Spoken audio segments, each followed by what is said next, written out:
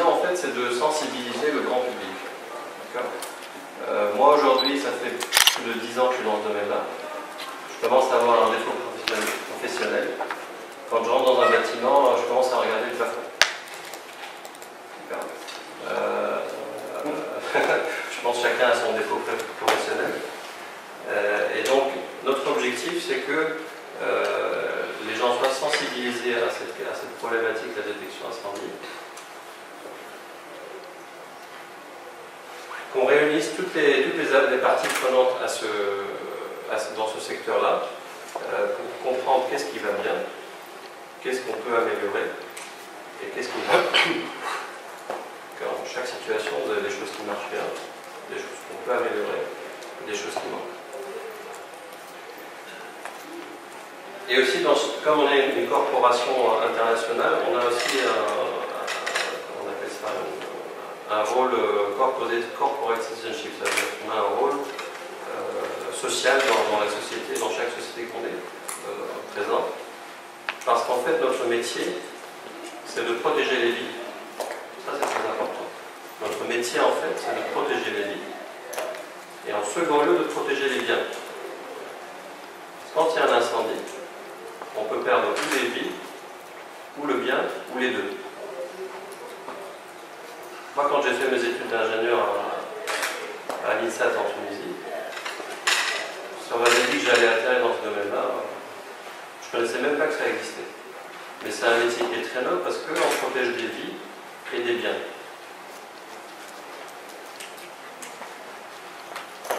Donc la méthodologie, comme j'ai dit, on a mandaté un cabinet de sondage international qui s'appelle UBU, qui a pris en fait un échantillon représentatif de la population tunisienne, âgée de plus de 18 ans. D'accord. Ça veut dire quoi? Ça veut dire que les femmes sont représentées, les hommes, le niveau social, il y a des ouvriers, il y a des avocats, il y a des journalistes. Bon, vraiment un échantillon représentatif de la population tunisienne qui nous permet d'avoir une image instantanée de la situation. Et on leur a posé en fait 5 questions très simples,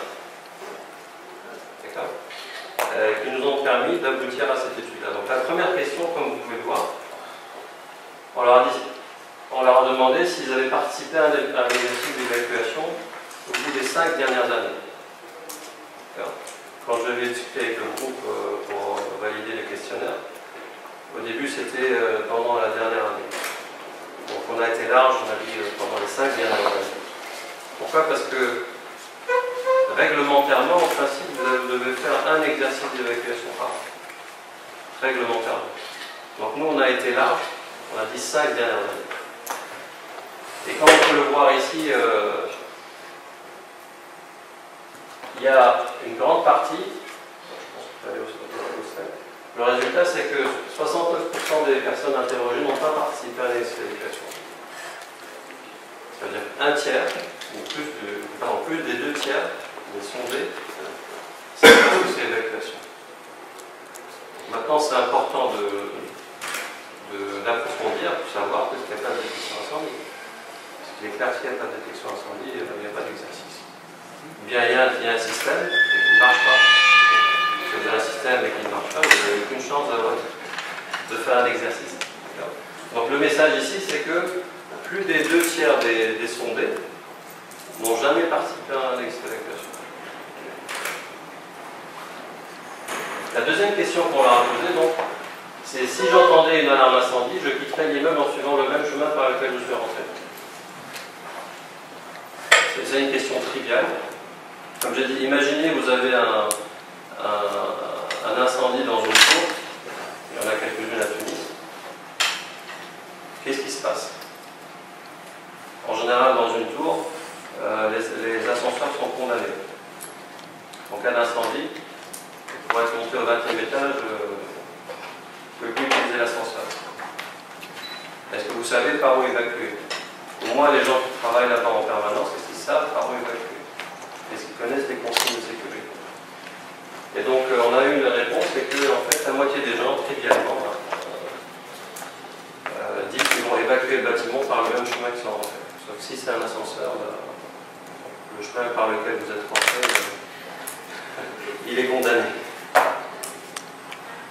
La troisième question qu'on a posée, c'est si j'entendais une alarme incendie, j'attendrais de voir ce que les autres personnes font avant de sortir. Comme on a vu dans le film tout à l'heure dans la discothèque, le comportement, ou bien les gens ne sont pas sensibilisés à cette problématique-ci. Et la deuxième chose aussi très importante, c'est que le Pakistan, la Tunisie, maintenant c'est un pays moderne. Avec la révolution, il y a eu un besoin de sécurité. Donc tous les magasins, tous les supermarchés, tous les immeubles se sont équipés en système anti-intrusion contre les voleurs. Ils ont mis des systèmes de vidéo, ils ont mis des systèmes, des sirènes pour les ascenseurs. Moi aujourd'hui, si j'entends une sirène, je ne sais pas ce que c'est. Est-ce que c'est un exercice de test? Est-ce que c'est un voleur qui est passé? Je ne sais pas. Et donc, le résultat, c'est que 28% des gens déclarent qu'ils attendraient de voir ce que les autres font. Aussi, on a un comportement dans une société maghrébine, quand on est en réunion avec son supérieur. Je pense que personne ne va devoir être montré qu'il n'est pas courageux, qu'il a peur, il se casse. On a peut-être tendance à attendre de voir le patron qui nous dit c'est bon, vous pouvez y aller. Donc c'est ce genre de comportement qu'on a voulu mesurer avec cette étude-là, pour ce sujet-là très important qui nous réunit ce matin.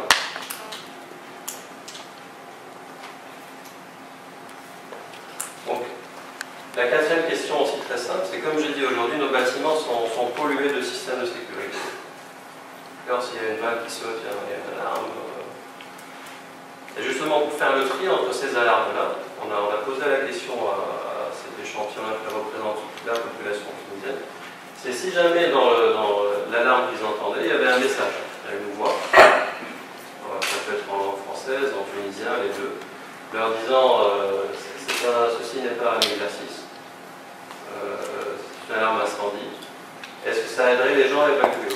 Et là on voit le résultat clairement que 84%, donc la majorité des gens disent oui. Si je sais que c'est un incendie, que c'est un feu, que ce n'est pas un exercice, je sors direct. Donc ça aussi c'est un sujet de débat, on en parlera tout à l'heure avec nos amis. Comment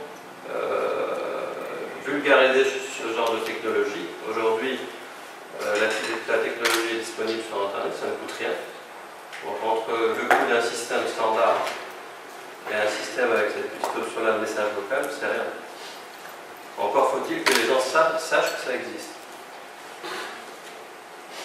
Et donc la dernière question qui est pour moi en fait, je dirais la plus intéressante, c'est de savoir en fait, parmi les gens qu'on a sondés, si leur lieu de travail est équipé d'un système de détection incendie.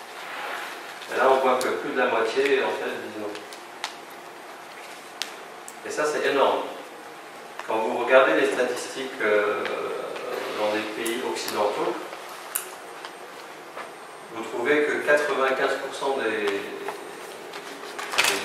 lieux de travail sont équipés de systèmes de détection incendie. Presque tous. Que ce soit une cafétéria, que ce soit un restaurant, que ce soit une bijouterie, que ce soit une pharmacie, c'est obligatoire. Quand vous allez au Canada, voilà, si vous avez des parents au Canada, on apprend aux enfants depuis l'âge de 3 ans quel est le comportement à avoir en cas d'incendie. C'est-à-dire que le gosse, s'il y a un incendie, il prend une serviette, un torchon, il la mouille, il la met en dessous de la porte, il ramène l'incendie, il se met près de la fenêtre, il ouvre la fenêtre. Je ne ouvre pas la fenêtre. Il y a l'éducation qui est faite. Pour louer des bureaux, louer des bâtiments, on ne peut pas louer des bureaux dans un lieu qui n'est pas équipé de détection incendie. Il y a certains standards. Quand vous êtes aussi un voyagiste international, vous allez amener des touristes dans un hôtel, même si la loi tunisienne a un certain norme de rigueur, les tours opérateurs ont leur propre standard. Si vous n'êtes pas au standard allemand, vous n'avez pas de touristes allemands. Donc tout ça c'est très important que vous le sachiez, qu'on en parle. Justement, donc on en parle parce que en fait, nous on connaît la technologie. On essaie que la technologie chaque année, il y a plusieurs centaines de morts en Tunisie. Plusieurs centaines de morts à cause d'incendies. Chaque 3 ans, je prends un incendie qui monte sur Bey. Quand on dit Mousbey et Trap, ou c'est incroyable. C'est incroyable. C'est un cycle. C'est un cycle. Il n'y a pas 2 semaines où vous n'avez pas la protection civile qui tient une conférence de presse sur un feu dans une usine ou dans un hôtel. Et ça, c'est très important parce que ou bien on perd des vies, qu'on peut sauver. Et ça me rappelle un représentant commercial